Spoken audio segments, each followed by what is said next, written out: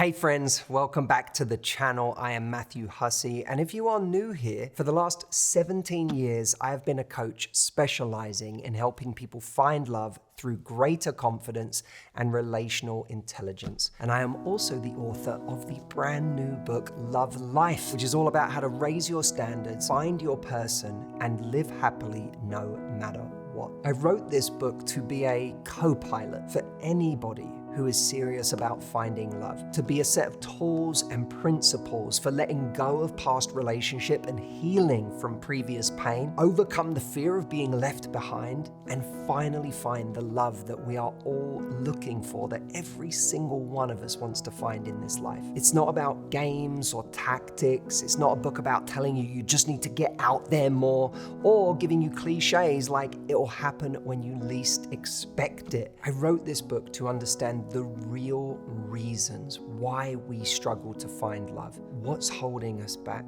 and why it feels so difficult today. I wrote a book that is designed to see you, because that's what I've been doing for nearly 2 decades of my life, is studying people in this area of life and understanding the essence of what is holding them back. You see, when our internal culture of fear and anxiety about never finding love meets an external dating culture of people who are taking what they can get while giving the minimum possible investment, it creates a recipe for low standards and expectations, and for settling for far less than we're worth. But as Mitch Albom put it, if you don't like the culture, don't buy it. Create your own. When you create your own culture, not only will you be happier and more confident because you'll be living a life that you love regardless of what anyone else is doing, but your culture will also be the thing that ends up changing how people treat you and attracting the right person to you. Love Life shows you how to do this. And guess what? It is finally out. After 4.5 years and months of talking about pre-ordering the book, I can finally say you can order the book. It has already been translated into a bunch of different languages, with more to come. In this video, I want to share with you the philosophies in the book and why I decided to write it. And if you've already got the book, hopefully encourage you to read it cover to cover, because if you're anything like me, you buy a lot of books and only read 10% of them. But I really want you to read this one, so hopefully this will encourage you to do that. And if you haven't got the book yet, and this video helps you see that there are things that are intensely relevant to you in the book, my hope is that it encourages you to grab one. And I am currently signing the very first ever copies of this book as part of a giveaway that I'm doing that includes some signed copies of the book, a one-on-one with me, live retreat tickets to our 6-day retreat in Florida this year, and lots more things that you are entered into just for getting a copy of the book. And every single person who buys a copy of Love Life is going to get an exclusive free ticket to an event I am doing on May the 4th called Find Your Person. And this virtual event is going to be a complete one-off moment where not only do I want to take the concepts from the book and bring them to life live for you, but I also want to answer the question, if I was single again and I had 1 year to try to make finding love inevitable, what are the direct and indirect things I would do or get someone else to do? That's what this event is about, and it's designed to give you a plan, a roadmap for going out there over the next year of your life for your love life. All you need to do to get all of this is confirm your purchase at lovelifebook.com. So why did this book come about? I have had a front row seat to the pain and the anxiety and the fear that people feel in this area of their life when it seems to be not working out, taking longer than we thought, or just we're not where we thought we would be by this moment in our lives. It can feel like something is wrong with us when we keep being told, especially by technology, that it's easier than ever to meet people and we have all of these different ways of doing it. It's almost like we're being gaslit into thinking that it's easier, when in fact something about it feels harder. Part of this book is me wanting people to know that they are not crazy for feeling that it's difficult out there right now, that there is a lot of flakiness, there is a ton of bad behavior. There are so many people with absolutely zero intentionality in their dating lives who just want to use you for an experience so that they can have a hit of attention or intimacy before dropping us at the first sign of something else or the moment the relationship becomes an inconvenience. And on top of all of that, many of us have our own challenges that we take into our love lives. Many of us feel ourselves routinely drawn to people who are bad for us and not attracted to the people who might be better for us. It can put us in this never-ending loop of dating someone who's exciting but hurts us, and then going back to someone who's safe but we don't feel a spark with. And we go round and round, never finding satisfaction, never finding what we're really looking for. I remember getting to a point in my love life where even though I knew how to create opportunity, I still couldn't seem to find what I was looking for. And when we don't find what we're looking for long enough, we start to worry that we're the one who's broken. The last 5 years of my life have not just been about me helping other people on that journey, but me being on that journey of discovery myself, figuring out what are the answers I need, what are the internal blockages that could be preventing me from finding the love that I say I want. I didn't write this book as a married person telling people how to go out there and find a long-term relationship. I wrote this book through every stage of my love life. I wrote it heartbroken. So there are chapters in this book where I'm devastated and I'm writing from that energy. There are chapters of this book I wrote from a place of being single and not knowing if I would meet my person. I wrote chapters of this book when I was first dating Audrey, who is now my wife. And the final edits of this book I did on our honeymoon. This book has come with me through every emotion and every part of the arc of my own love life. So let's get into the journey of the book itself. Now, the book starts with an introduction that's called Karma is a Bitch. In this chapter, I take myself off any kind of pedestal that anyone could have ever put me on, where they think that I was a great person to date. And I think people are going to get a real kick out of this chapter because it's a genuine window into the kind of person I actually was to date. I also talk about my own heartbreak and one of the dark moments of my life. And then I go on to talk about the difficulties of being single, difficulties we can all relate to, the pang of loneliness that never goes away when we really want to find someone, but that person is nowhere to be found, and how to manage those difficult emotions. This is a much more vulnerable piece of work in general. From me, I get way more personal about my own life than I ever have. I also open up about a lot of the pain in my life. I think people are going to really enjoy this chapter, and my hope is that in those chapters you feel like you're not alone, because what you're feeling is a very human thing, and the yearning for love is universal. It's nothing to be ashamed of. I then go on to talk about how this yearning for love can make us tell ourselves false love stories. So there's a chapter called How to Tell Love Stories. And in this chapter, I talk about the ways that we value situations that shouldn't have that much value placed on them simply because we have a mutual attraction with someone. We think that this person, this situation is the most important thing in the world. And when that happens, it's the beginning of us dropping our standards. It's the beginning of us starting to do all sorts of things that we would tell a friend never to do. One of the things I write about in this book, there's a chapter called Question Your Instincts, which is all about the bad instincts we have that lead us to more and more pain. I can think of a relationship in my own life where I had all sorts of bad instincts to give up things that were important to me, to just try to please somebody else, to never have the conversations that I should have had about my own needs, and really ended up losing myself in the process, which is one of the scariest things, isn't it? When we spend so long worrying about holding on to somebody else that we actually lose ourselves. And then, of course, when we get our heart broken, which we almost inevitably do in those situations, we find ourselves having to start building ourselves up again and our confidence from scratch. I talk about the bad instincts we have because we're taught a lot in our love lives to just trust your instincts. Our instincts don't always serve us, especially if we learned instincts from parents or caregivers who taught us the wrong idea of love, or who taught us that we had to earn love, or that love was volatile or chaotic, or that it was hot and cold. We have instincts based on early imprints that don't serve us later in life. So we have to question our instincts. And in questioning our instincts, we have to say one of the worst instincts we have is the instinct to avoid conversations that would give us clarity about another person's intentions. That instinct gets us into a lot of trouble because over time, dating someone or having a relationship with someone, we build up a huge amount of resentment, never really speaking up. So there's a chapter in the book called Have Hard Conversations. And this chapter, I believe, is one of the most important chapters in the whole book because it teaches us how we can start to advocate for ourselves differently. How can I speak up about the things that I need? If I'm not sure where the relationship is going, how and when do I speak up about that so that I don't get another 6 months in only to find that this person was never serious in the first place? Having hard conversations is one of the most valuable skills in the world. And if you're anything like me, you haven't always been good at it. I have a people pleaser in me. I have a part of me that doesn't want to upset people.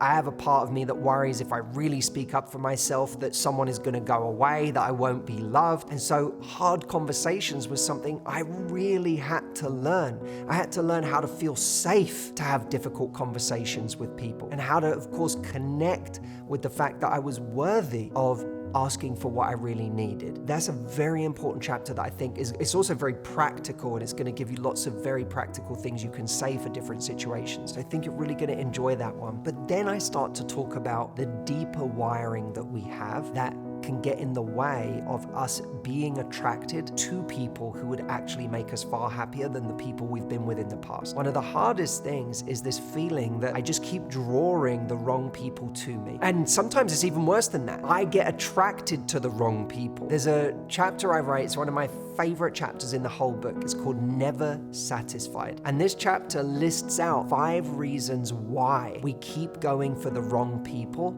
and what we can do about it. By the end of that chapter, you will understand your wiring on a whole different level. It will be illuminating for you when you realize, oh, these are some of the ways that I've been getting in my own way. I know that because it was a process I went through. In that chapter, I tell you a very personal story about my own life that was an indication of how I kept creating a result unconsciously that I didn't want.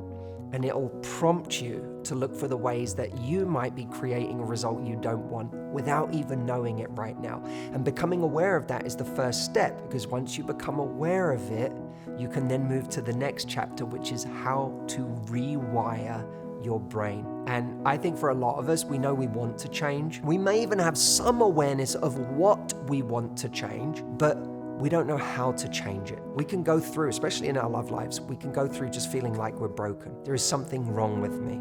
I don't know how to change. I just keep getting attracted to this thing, or I keep sabotaging in this way, or I keep running away because I'm scared of getting hurt, or I'm just terrified of abandonment. And any time I start to like someone, I turn into a different version of myself that I don't like. We all have wiring like that, but how do you rewire yourself? Well, that chapter gives you specific steps on how to do it. The next few chapters are all about getting the strength to handle what are some of the most difficult situations we can find ourselves in our love lives. One such chapter is chapter 10. It is called The Question of Having a Child. And I wrote this chapter for anybody at any stage who is suffering from the difficult emotions that come with either wanting a child but feeling like the circumstances haven't arisen for you to have a child, or someone who has already missed their window and is now grieving that and dealing with the difficult emotions that come with that. This chapter is for you if you relate to any of that. I have, for the last 17 years of my life, been on the front lines of hearing these anxieties and fears from women who want this more than anything in the world, and they are now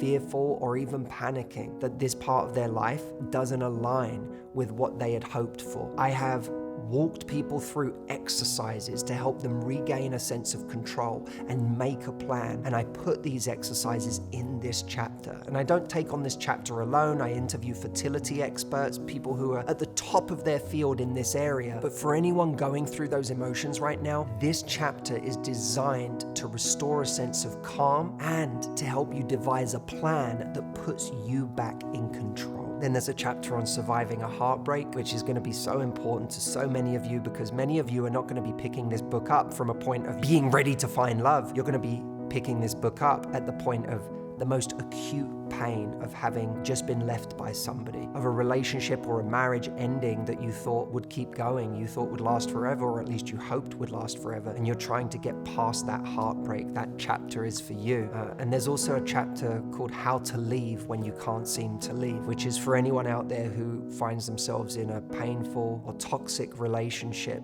that you've been in, maybe for some time, maybe for most of your life, and you are struggling to get out. Or maybe it's a situation with someone that you couldn't even call it a relationship. It's a dynamic you have with someone that you feel like you are just locked into, hoping that they'll change, hoping one day it will become what you want it to become. But your day-to-day experience of this person and this situation is misery. That chapter gives you the steps and the strength to finally move on from somebody who brings pain to your life. After talking about these challenging scenarios, I take on the subject of confidence in a big way. So many people feel like their self-esteem or their lack of self-worth is at the core of all of their issues when it comes to their love life. It is the deepest reason why they are accepting poor treatment. It is why they don't believe in themselves. It is why they feel everyone is out of their league. It is why they feel it's never gonna happen for them. It's why when they find a relationship, they feel like they can't enjoy it because I always feel like someone is gonna leave, or I always feel like I'm not good enough for somebody. In these chapters, I give you a model for confidence that I have developed over 17 years of my career. It is the 3 layers of confidence: the surface, the identity,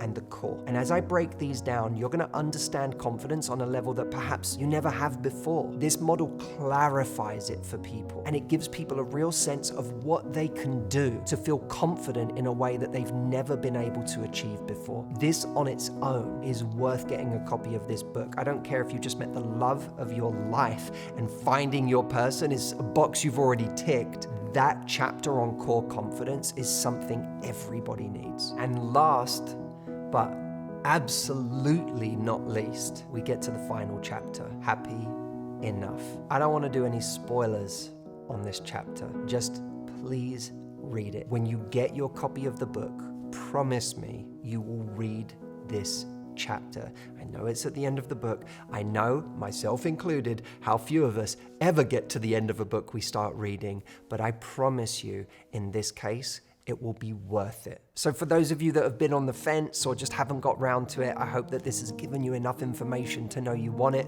and to adopt one of my little books for yourself. I also want to just take this opportunity to say thank you to all of you who have supported me over the years. It is not lost on me that a huge part of the reason that I'm able to get a book deal with a major publisher like HarperCollins is because of the audience that is loyal to me, loyal to my work, and would be excited for me to produce something like this. You make this possible for me at this scale. You have supported me in such beautiful ways in my life.